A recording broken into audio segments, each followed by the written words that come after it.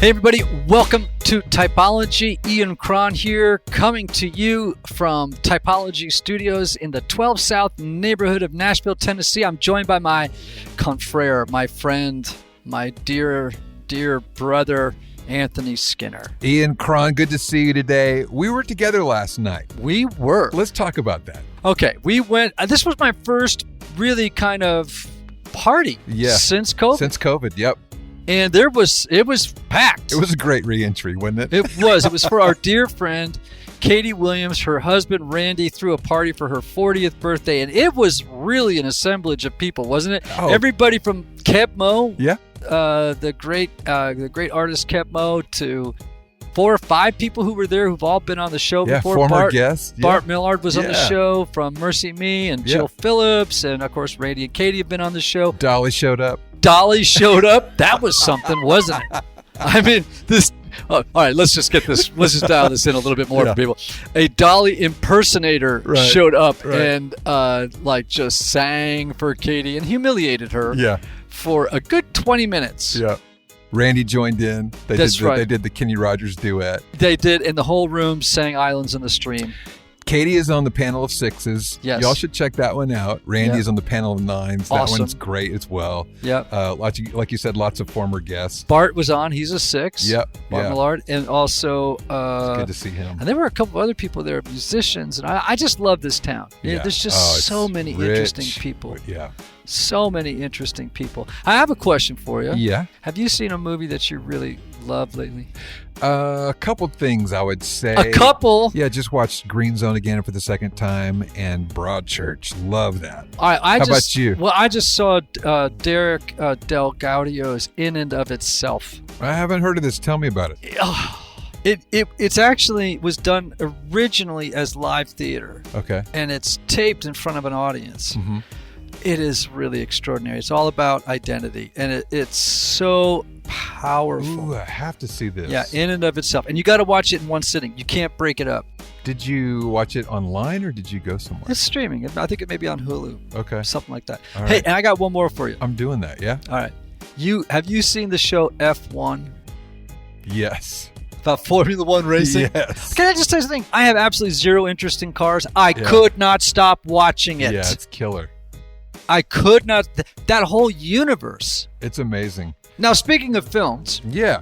We have another exciting announcement. We do. It's not as interesting as In and of Itself or F1. However, it's still pretty good. Yeah.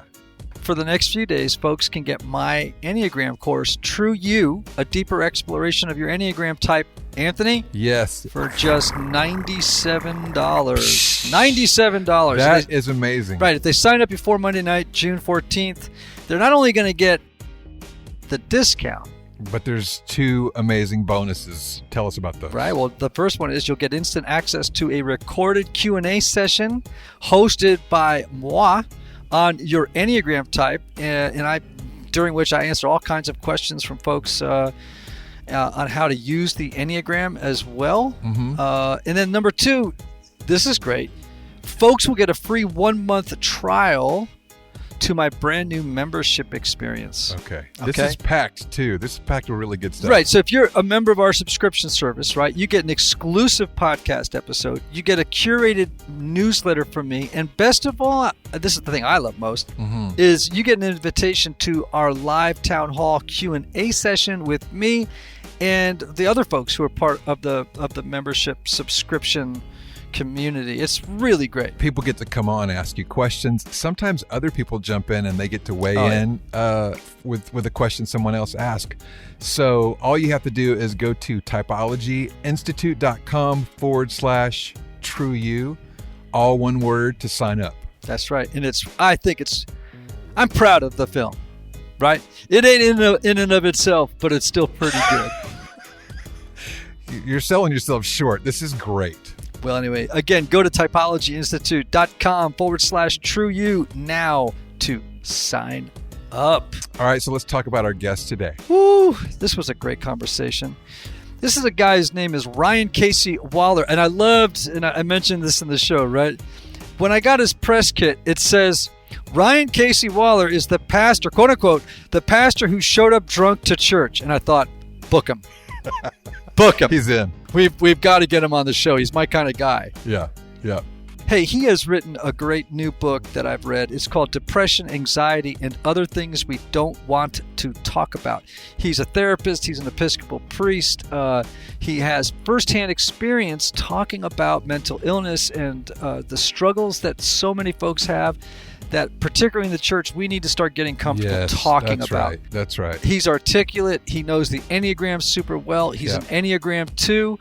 I just thoroughly enjoyed this conversation. It's filled with moving moments and also some pretty funny moments. And Wendy, who is part of the Ian Cron team, she called me today freaking out over this interview. She was like, I love this interview with Ryan. She's a 2 as well. Look, I mean, listen, how can you not love a guy, a pastor who showed up drunk to church? Right? Yeah. All right, well, let's get online with the drunk vicar and see what he has to say to us. Ladies and gentlemen, my new friend, Ryan Casey Waller, author of the book, Depression, Anxiety, and Other Things We Don't Want to Talk About. Ryan, welcome to the show. Thank you so much. So happy to be here. You are an Enneagram 2. You're not only a psychotherapist, pastor, co-sufferer, you're also a lawyer. And that is interesting to have both a lawyer and a priest on the line, isn't it? Yeah, totally. Wow. Fantastic. You studied at the University of Southern California, at Southern Methodist University. You're clearly a bright guy. I can't wait to jump into this book and how you're using your self-knowledge that gained from the Enneagram and now as a self-identified Enneagram 2, the helper, and how that has helped you on your journey. Okay, in just a couple of sentences, on the elevator pitch, give us the crux of the message of the new book.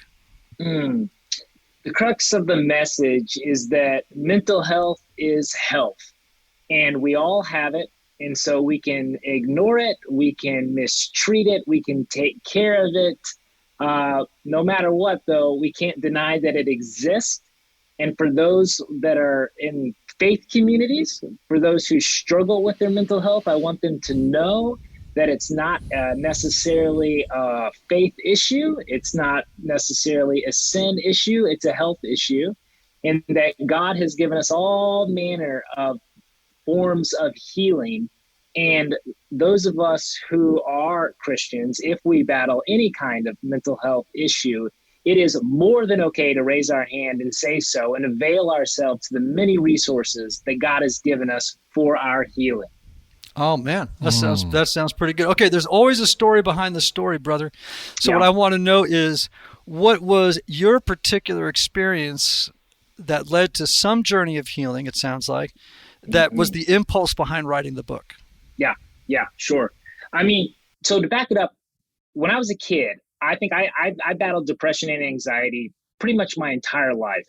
It went unidentified, undiagnosed, even though I had parents who were very attentive. And when I would say things as a kid like, hey, Dad, I feel like the world is moving too fast, or I had real intense anxiety around school and sports, parents were very attentive. They'd ask me questions. They would be with me. They would talk to me. They would make me feel safe. But it was the 80s, and it wasn't just kind of, I think, the natural thing to do, at least not here down in Dallas, Texas, to take me off to a therapist.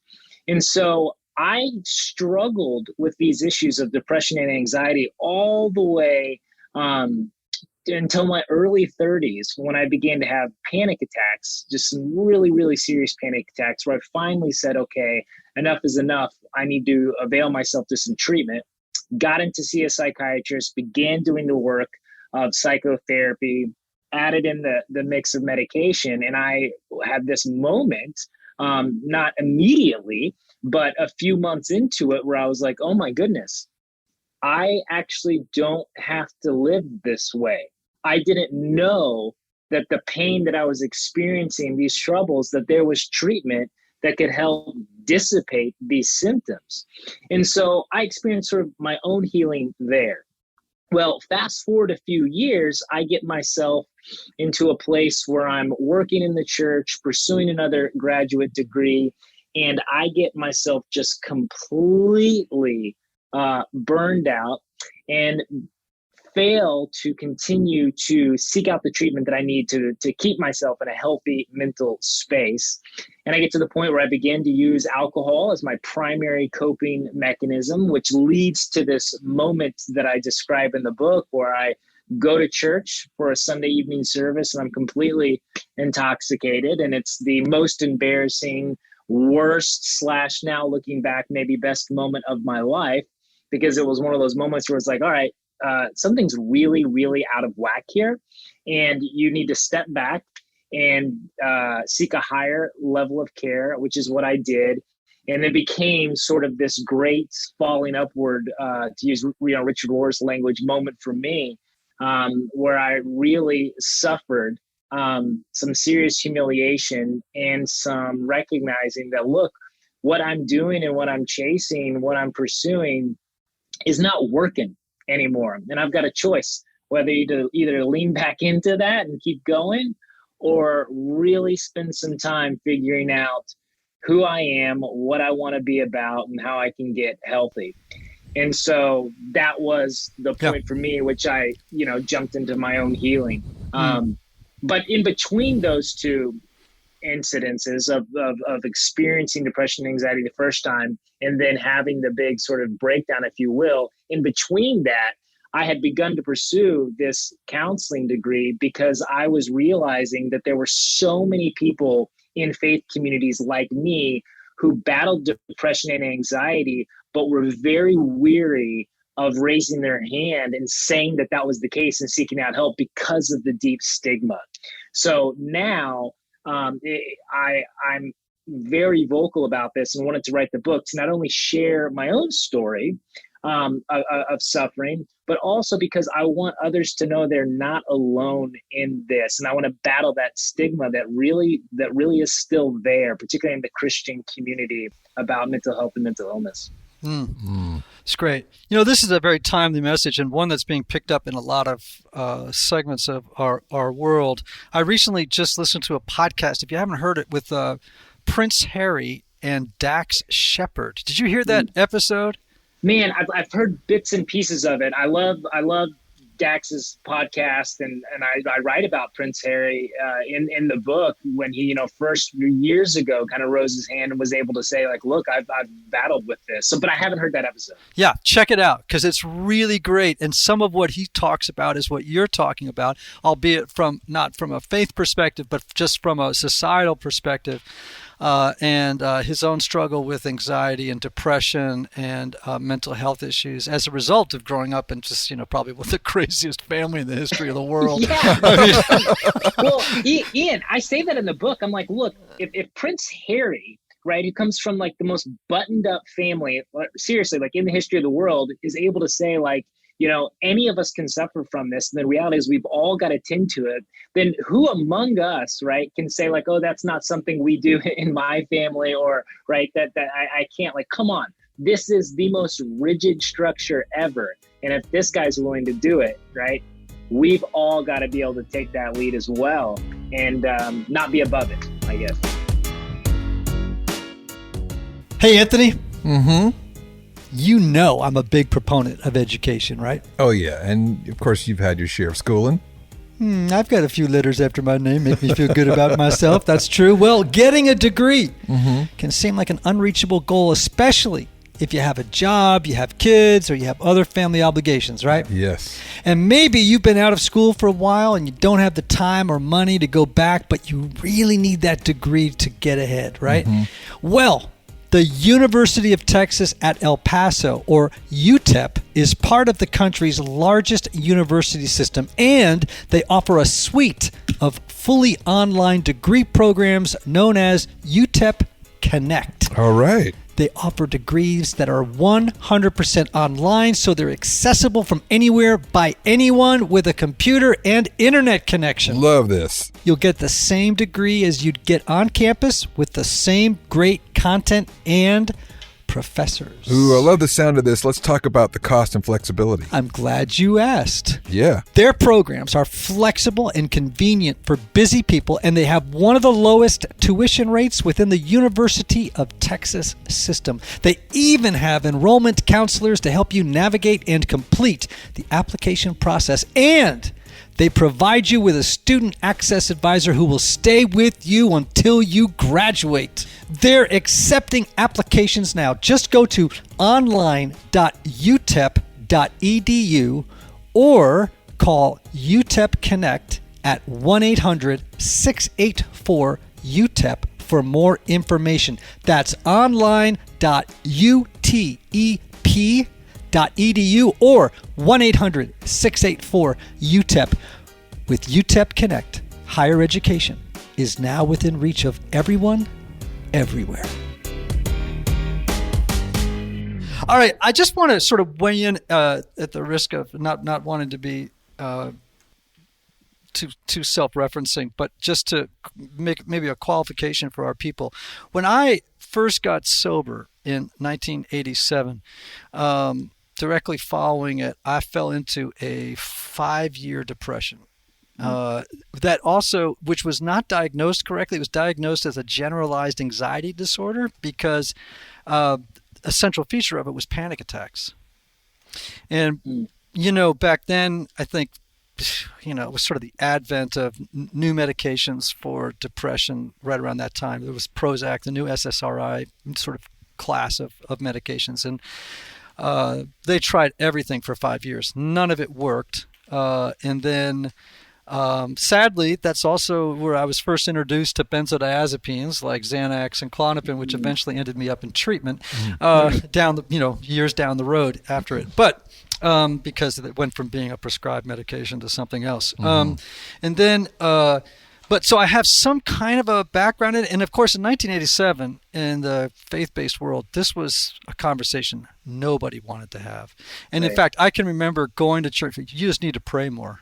Mm-hmm. You just need to be a better Christian, or there's something so broken about you that let's just not talk about it, and I had to, go find help in lots of other places, but I didn't find it in the church. That's for damn sure. And I, it was a time of not only, it was like what's called the second arrow. You have you get shot first with the arrow of depression and anxiety, and then it's followed by the second arrow, which is being shamed by yourself and by your community for having depression and anxiety. Right? I mean, you end up getting shot twice in the same wound. Mm-hmm. Right? So I empathize, and that's why I'm excited about this book. Here we are all these decades later, and it's hard to believe that the church can be so, fail. The society fails in this regard, but the church fails too. And I appreciate you saying that. And here's what really kills me. So you're describing that in the 80s. So back up just a couple of years, I'm in the Episcopal Church. And, people would come to my office, and I know you're an Episcopal priest as well, and they would come in and they would describe to me, right, just the situations that they were in that were extreme. And I know what they were wanting, right? They were wanting to have someone to express it to, and what they were hoping from me, I think, was some sort of prayer or some sort of blessing that could come into the situation and offer some hope and some healing. And so often, though, what I would hear is I would say, it sounds to me like you might be experiencing some depression, or it sounds to me like your anxiety maybe has risen to the level of being clinically significant, or tell me again how much you're drinking, and I would say, I wonder, would you consider, speaking to a professional? Have you ever thought that? And instantaneously, what would so often happen is that a situation that they were describing as dire would all of a sudden not be that bad. They would say, "Oh, no. It's not. It's actually not that bad, Father. I just, or they would say, that's just not something we do in my family. Or no. I really think it's just that I'm not spending enough time, right, working on my relationship with God. Or there would be a few people that would say, oh, okay, yeah. Well, do you have a referral list? Do you have somebody that I can call? And I would say, well, yeah, I do. I've got multiple. Here you go. And then almost inevitably, they returned to my office, weeks or months later, and the same issue would still be there. And I would ask, well, hey, did you go and call, so and so? And almost 100% of the time, the answer would be no, I didn't.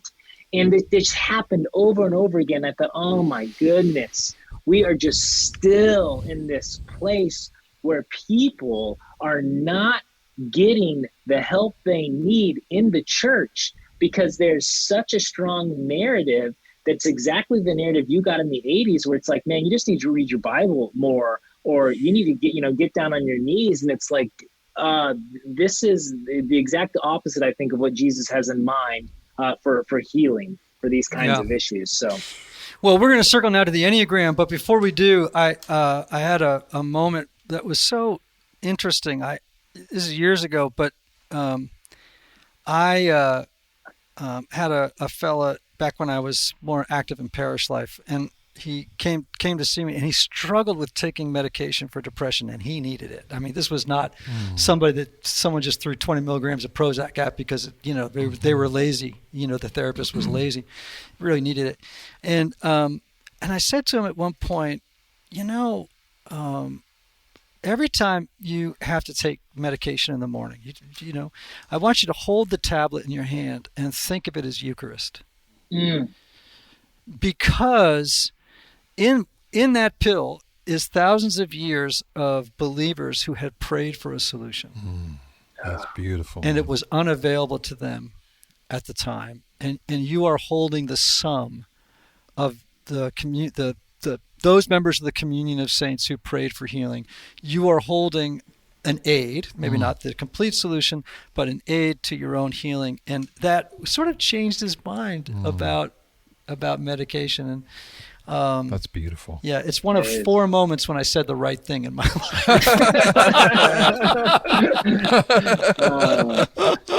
Anyway, you're an Enneagram 2, and I was so fascinated because kind of your bottom out, right, is here you are, you're in a church, you're working your ass off, no doubt, like most pastors do. You have burned out, which sounds like a common Enneagram 2 journey on helping other people. I guess that's part of it, right? And you turn to alcohol. I would say that in my experience, the numbers that have sort of the biggest proclivity to addictions, although all 9 are certainly capable of being addicts, 2s, 4s, 7s, 8s, and 9s. For 2s, well, I'll leave it up to you. But so was your being an Enneagram 2, perhaps not aware of it at the time, was it contributing to the journey that you were on of struggling with mental health, maybe not getting the help that you needed, and turning to alcohol as a self-medicating or self-treatment plan that wasn't working out for you? Yeah, absolutely.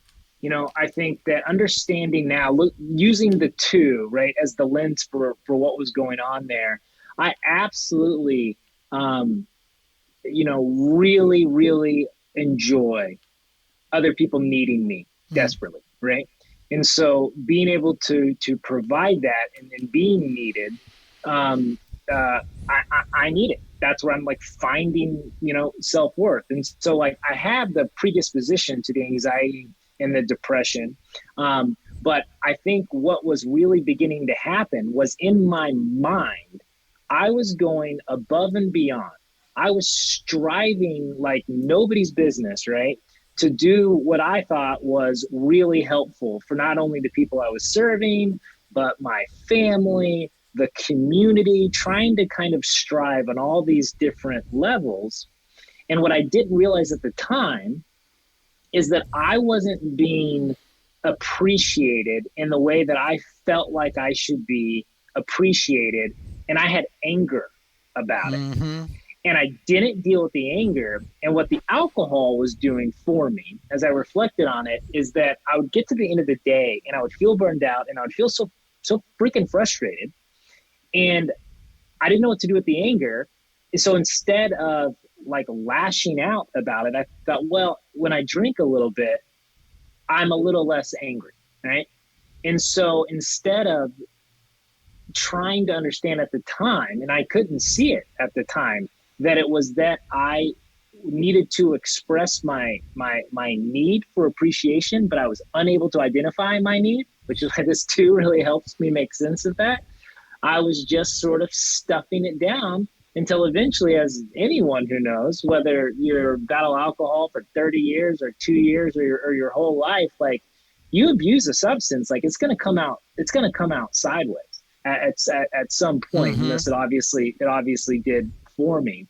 But the two, looking at my life in that way, helped me understand that kind of what I thought was so like righteous, I guess, like this desire like to help, mostly maybe not entirely, but a big part of that was me just trying to be loved and be accepted and have self-worth. I need these people to need me, and not just that, I need them to tell me and show me with the same amount of passion, right, that I'm helping them. I need that reciprocated, and that wasn't happening, and I was mad about it.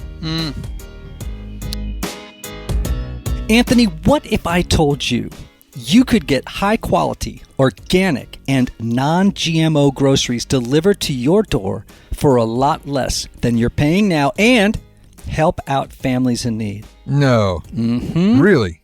Let me tell you, that's what I'm doing since I discovered Thrive Market. As a proud Thrive Market member, I get the products I love, and my paid membership provides a free membership for one low-income family. Oh, now I like this. Mm-hmm, right? And let me tell you this. Okay. I've ordered off their website, which, by the way, is very user-friendly. It's not at all like one of those websites where you feel like you just fell into some kind of terrible labyrinth. They have the best selection of high-quality, healthy, and sustainable products online. A couple of things I love. Mm-hmm. They have Jackson's Honest Sweet Potato Chips. Have you ever jammed on those before? I have not. Well, you're welcome. All right. Mm-hmm. Jackson's Honest Sweet Potato Chips I got at Thrive Market. And yes, I used to be a Go Lean cereal guy. Remember that? I know this, yes. Mm-hmm. And that's because I'm so healthy. But now I eat organic coconut flakes cereal from Thrive Market. Ooh, I can't wait to try that. It is changing my whole life. As a special offer for Typology listeners, join Thrive Market today to get 25% off your first order and an exclusive free gift. The only way to get this offer is by going to thrivemarket.com/typology. That's THRIVE market.com/TYPOLOGY to get the exclusive offer of 25% off your first order and yes, a free gift. Nice. Mm-hmm. You can't get this offer anywhere else. Go to thrivemarket.com/typology. What I love about what you said again is, and I've said this to other guests before when I see it, right, which is, man, self-awareness really works. Self-knowledge really, really works. The Enneagram is not a perfect roadmap for exhaustive self-knowledge, but it's a useful tool that might begin you on a journey toward increased self-awareness of what some of the underlying issues are that are driving anxiety, depression, among other things, right? Addictions, etc. In your experience, how can the Enneagram help people who are wrestling with issues of mental health? Yeah. So here's how it helps. So often I think people, they come in, to my office and they're looking for a solution, right? As if there is one particular answer that's going to unlock, right, and get to the root of the problem, so to speak, whatever that problem is or difficulty. And what I love about the Enneagram is what it does is it allows a person to have better insight and awareness into the multitudes that exist within them. Like as I believe it was Richard Rohr who said, and I think it was on your podcast, he talked about, or this could be your language, forgive me if it's yours and not his, but this idea that the Enneagram is kind of sort of best understood as a lens by which to understand one's soul. And so not even necessarily as a, hey, so like I'm a 2 and that means like that's my identity, like that's who I am. What the 2 helps me do, what these numbers help people do, is notice all the nuances within themselves. And so once they begin to notice all the nuances within themselves, then that gives us a vehicle, right, to move into the various situations that are going on in their lives, and to understand and to get rid of this sort of myth that you're going to come in and find the one thing that we're going to push that and boom, everything's going to be better. To me, what I like about the Enneagram is that it's realistic about the complexities of these issues with mental health. You know, it's rarely ever one thing, like you were even saying a moment ago when you were so beautifully talking about medication as being the Eucharist, you know, or acting as the Eucharist. You know, it is an aid, but this medical model that we've seemed to kind of wholly bought into it, and I'm not against the medical model, it's just too reductionistic by its very nature. You know, for some people, yes, maybe they're experiencing, you know, they've got major depressive disorder, and we do the antidepressant and we do see a significant reduction in symptoms, and they pretty much can then function at the level that they want to. That does happen for some people. For most people, it doesn't. We truly have to take in a more holistic approach where we're looking at the biology, the environment, right? Their relationships, their spirituality, what they do for fun. And what I like is that the Enneagram says, look, we're not going to try and make this really simple and just and reduce this down to something that we can fix in 3 to 5 sessions and with this amount of medication. It says, no, you are a very complicated person. And you have a lot of needs, a lot of desires, and you are a person that is also, not only do you have sort of a fixed identity, but you are also in constant change. Yes. So, right? And so, and everyone that you're in a relationship is also a person that's in constant change. And so we have to have an awareness as best we can of those multitudes. And that's then where we get into not only actually dealing with the mental health issues that arrive, but that's how we thrive and how we come alive and live lives that are worth living. Get into that abundant life that's promised to us, you know, by Jesus himself in Scripture. So I mean, this is so powerful. I often will confuse people when I say, you know, you're not your Enneagram type. Right? You are not a 2. You are not a 4. Your personality, whether you like it or not, is a set of adaptive stratagems that you adopted as a small person. Yes, temperament and disposition have something to do with it, but it is a set of unconscious adaptive stratagems that you came up with to navigate the world of relationships and to cope with real primary trauma, right? And the truth of the matter is, when you over-identify your identity with your personality, you are actually in trouble because you are not your personality. There is behind your personality, and we would say essence, but I would say essential self. The self that was there before the world got its hands on you. Right? That yearns to emerge, but first we got to deconstruct the games of this personality so that we can begin to, find touch again with the essence of who we truly are, which through a Christian lens would be a child of God. And realizing too, as you said, that your personality is not fixed. It's not a fixed set of traits because human beings are not things, they're processes. Yes. Right? Yes. And so, it's, when you're doing your own personal work, you remember you're also a moving target. Right. And let's be honest about that. Yes. Yeah, let's be honest with it. So so when I say you're not your type, people look at me like, well, wait a minute, you're saying I'm a 7. No, I'm saying you're not a 7.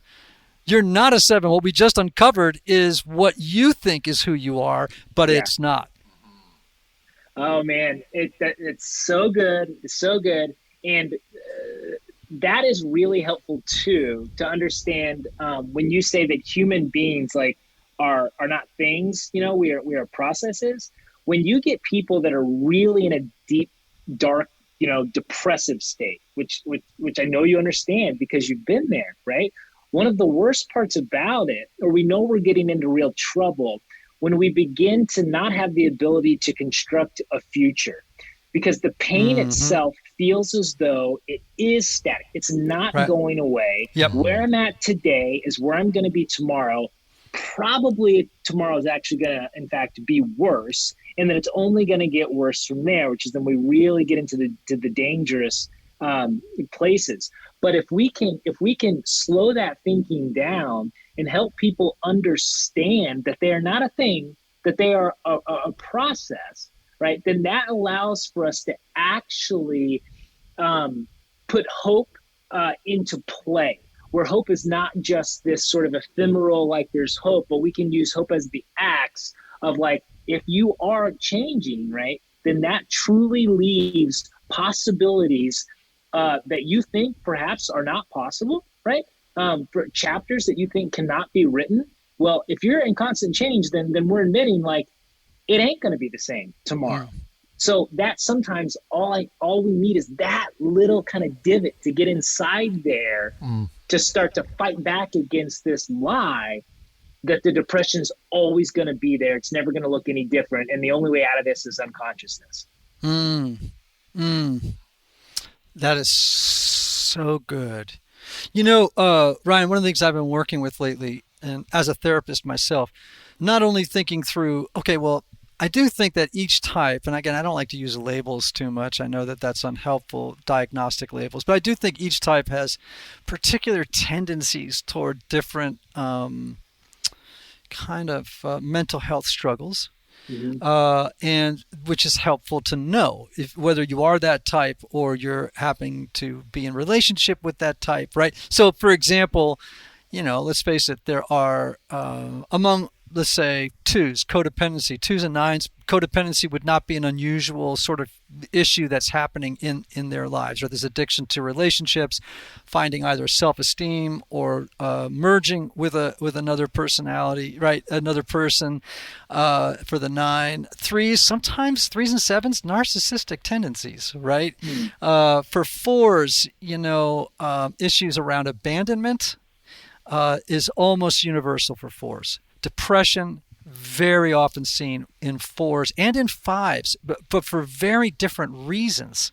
5s have sort of a natural tendency, I think, at times to sort of teeter on the edge of nihilism, right? They it's like that's why they're at the bottom of the Enneagram. Between the 5 and the 4, that gap is often called the void, because 4s and 5s can both fall into that. So 5s wrestle with depression for different reasons than 4s do. It's because they get to the end of their intellect and think to themselves, everything's meaningless. Everything has, they're the ones who read too much Nietzsche and fall through the cracks, right? And so then, 6s, obviously anxiety, right? Generalized anxiety. 7s, narcissism as well, some narcissistic features, right? 8s, sort of oppositional, right? Behaviors, and 9s, more dependent personality issues. And I've oftentimes found the Enneagram helpful, not determinative, but helpful. If someone with a particular type comes in, I can sort of go, you're probably a 5. I mean, there's sort of isolation and, there are features of your type that could lead to mental health issues. And so just to know what they are, has that been your experience as well or not? Oh, yeah, absolutely. It's very helpful it's very helpful if someone knows their type. Right. Yes. And then you can get a sense of whether or not they've applied that to try and, do some sort of like self-examination. But I've had so many instances that's really kind of sped up the work that I've done with people when they've done Enneagram work and you ask them about it. This happened recently to me where, a guy was explaining to me his kind of entire childhood was a mystery to him. The dynamic that was going on between his mother and father and his brother. And it turns out, of course, to make a long story short, there was trauma that was not, or there was abuse, right, that was not disclosed. Nobody knew about it or whatever. And then there was the kind of major fallout. But when he discovered the Enneagram, right, then he was able to go back and see it through that lens, and it helped him understand, and it helped him really already be on the road towards not only accepting what had happened, but being able to also forgive the people in his family for how they were, right? It opened up a real space for grace to be present. And so then in our work, it's like, because of that, because he'd already discovered this tool and put it at work, it kind of puts the work that we're doing like on warp speed, so to speak. Yeah. And so it's one of those things too, like I can't help myself. I don't do it all the time, but a lot of times it's almost become part of my intake, where it's like, I want to know, like, have you done any work with the Enneagram? Do you know? And if they haven't, it's almost like one of those tools that's like, go try it out. It's never going to hurt you. Right. It can only help, right? It might not hit everybody, but it's one of those deals that it's like, and I feel like there are very few things like this in the kind of therapeutic world where I can say, like, go try it. Like, it will do no harm. And it might, in fact, actually just really speed up what we're going to do. Yes. And that's what I like about it. You know, I know some treatment centers now, which as part of their initial intake, in addition to, there's a lot of other instruments that are used, but they use the Enneagram early on, because for them, as a treatment team, it's like it accelerates the knowledge of the client in a way that would take them maybe a month, 30 days, 90 days, 60 days into treatment to realize the constellation of things going on beneath the surface. Then they can really get down to helping the person. And the person now has a language to talk about. Right. As long as you got to keep telling them, this isn't the whole of it, just a piece of it. It's a good conversation starter, this Enneagram, but it's not the magical mystery decoder of your interior landscape. It's just one flashlight among many, kind of figuring out what's going on in there, It's a tool. But can I say something? Sure. Part of where it helped me too was understanding that my, great sin or weakness or whatever we want to call it as a two is pride. Yes. And so for other twos, if there are other twos listening, what kept me initially from when I first discovered the Enneagram, and I discovered it through you. I mean, it was with the popularity of your book, and I read it and enjoyed it. But I resisted this notion, because I always resist this notion of someone categorizing me. And the way that I heard the Enneagram being spoken about, it was that, like, you are a 3, like you are a 2, like you are a 5. And so, anytime you're reading about it, it's like, well, some of this seems to apply, but some of this doesn't. And I don't want this to maybe I'm too unique for this, right? I can't, maybe this can help all these other people, but not quite me, because I can't be wholly defined. See, that was just my misunderstanding of what it is. And so if you have that reaction to it, I want people to really hear what it is we're saying here, is that we're not saying it's the sum all, the be all. It's just a lens, and it's one piece, albeit a very, very powerful one, but no one is attempting to sum up your identity and your existence by one of these numbers. And so I had to get, beyond that and help understand that. But it was my pride, I think, that really kept me from allowing it to do its work on me. Yes. Yes.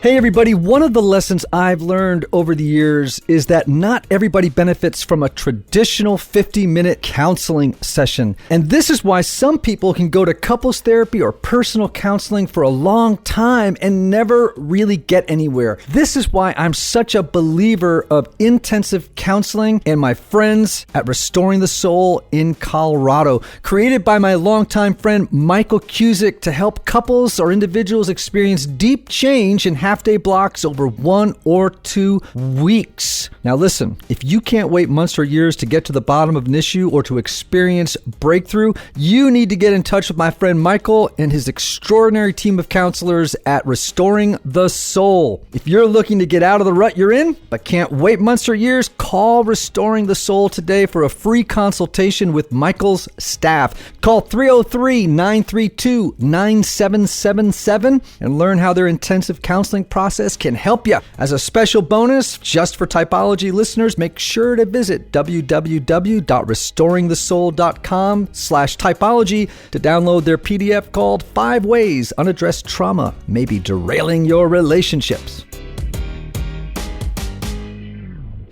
In your own personal journey of healing, of recovery from,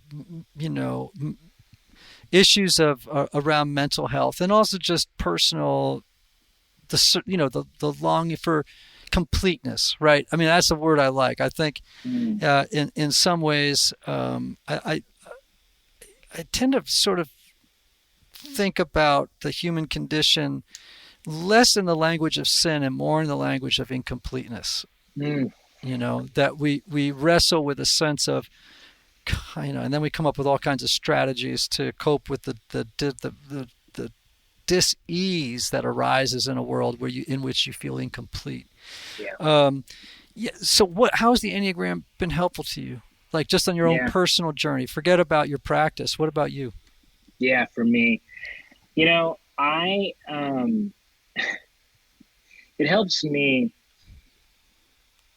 I just want to be loved for who I am, not for what I can provide or what kind of song and dance I can perform or what kind of peace I can keep among people.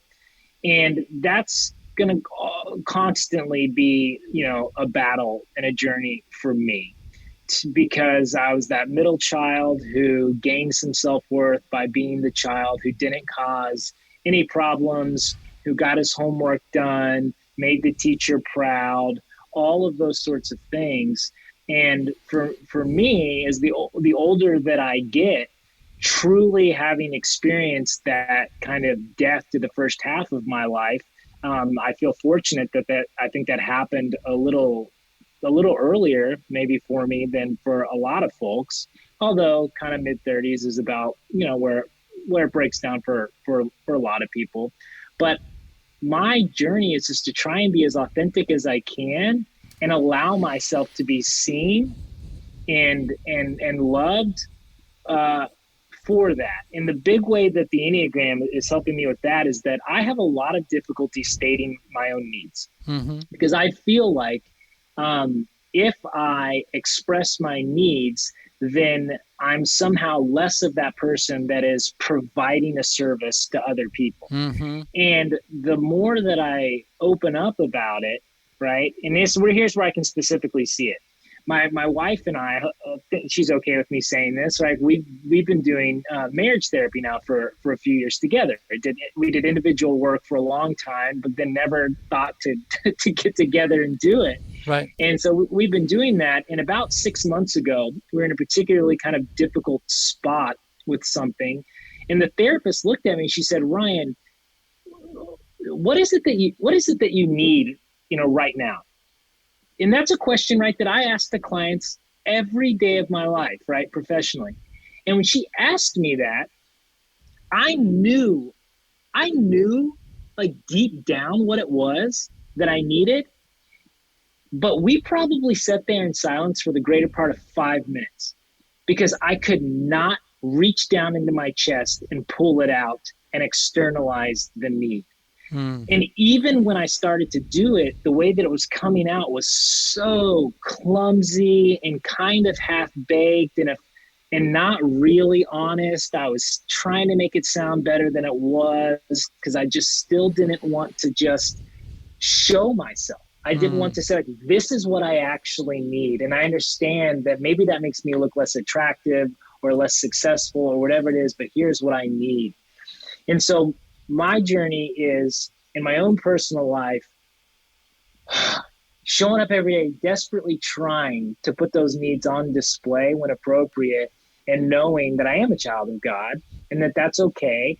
And the people who love me are going to love me even more. And I'm going to be more at peace if I can express my needs and not just keep that down and try to be the good, shiny kind of kid. It's just, that's my personal journey right now. Mm.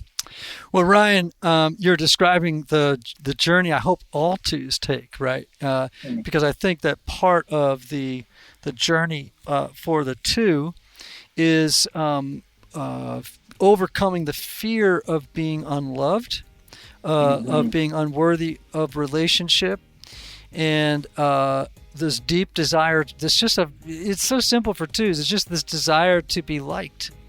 Yeah. You know, man. It's pretty simple. I just want to be liked. But the strategy, the unhealthy strategy, is calculated giving. You know, it's this kind of this sort of manipulative giving. I'll take care of you if you'll take care of me without my needing to ask you to do it, right? Yeah. Oh, yeah. And then also to do what you just said, which is to express, well, to identify, and then to express personal needs, despite the anxiety that you might possibly be rejected and humiliated for even having personal needs. Right. That's exactly right. Yeah. So that's the journey I hope all twos take. Go ahead. No, yeah. I was gonna say that's the real fear there, because I want to be liked and I want to be loved so much that I think that if I minimize my needs, or in fact, if I can just somehow exist without them, then that's going to increase my odds, right, of being loved and being accepted, especially if I have no needs, but I'm always attending to your needs, then that's going to put me in this really great spot. But what it ends up doing, I've noticed the same thing in my marriage. It happened like with the church. I end up resenting my wife because I look at her and I cannot believe that she doesn't know what I need, and that she hasn't come to try and pay attention to my needs in the way that I have with her. But I have not given her a chance, not a chance in hell at possibly even knowing what those are, because I'm not brave enough to talk about them. Right. Wow, that's all good Ridiculous. stuff right there, really man. Ridiculous. Ooh, that was juicy, wasn't it? We got a lot of juice in that I got answer. some chill bumps on that one. A lot of good passion in there too. Yeah, man. There was. I guess you can tell I struggle here, man. Even like right now, as we're saying this, I'm thinking of the things that like I know need to be said, and I know that if I don't, I end up suffering. I'm gonna suffer. I'm gonna suffer more. So you're just keeping yourself. Again, I find that, you know, we keep ourselves trapped. We want this abundant life, but it's our own fear, right? We're the only ones holding us back from walking into it. It's Yes, and you're describing. You mentioned that, you know, kind of at the midpoint of life, oftentimes our self-made stories about who we are and how we think the world works begin to explode. They aren't working, right? But the problem is, rather than face the pain, lots of types on the Enneagram just double down on the strategies of their type, right? Until they finally really tank, right? Until they really exhaust it, right?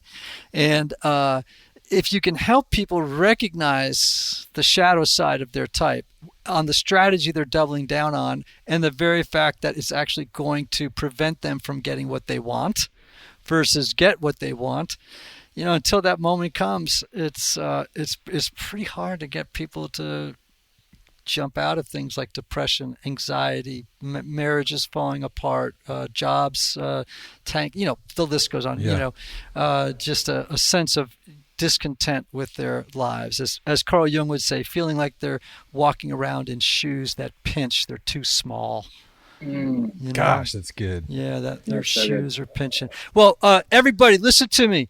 I want you to check out Ryan Casey Waller's book, Depression, Anxiety, and Other Things We Don't Want to Talk About. On his socials, Ryan Casey Waller, that's WALLER on Instagram, Twitter, and Facebook. Ryan, we are so glad you were on the show today. We love it, too, when we have male twos on the show. I don't know why it's so hard for us to get male twos. We've had a couple, but they're harder to find sometimes, aren't they? Which is great when they show up. They're great when they show up, especially when they show up as self-aware as Ryan who showed up, right? Well, hey, we like and approve of you, if that's any help. It's so embarrassing to admit how much I want to hear you say that. Well, we can validate you all day long, man, but unfortunately, we got to hop off. You got to hop off. You got clients that are waiting, I'm sure. And thank you so much for coming on Typology. And again, everybody, check out this new book of Ryan's. I think you're going to find it incredibly help for you, depression, anxiety, and other things we don't want to talk about. Anthony? Yes, sir. With you, there's nothing I don't want to talk about. Feel the same about you. Yeah. And I want to give to you and to all of our listeners these words. May you have love. May you have joy. May you have peace. May you have healing. May you have rest. We'll talk to you next time.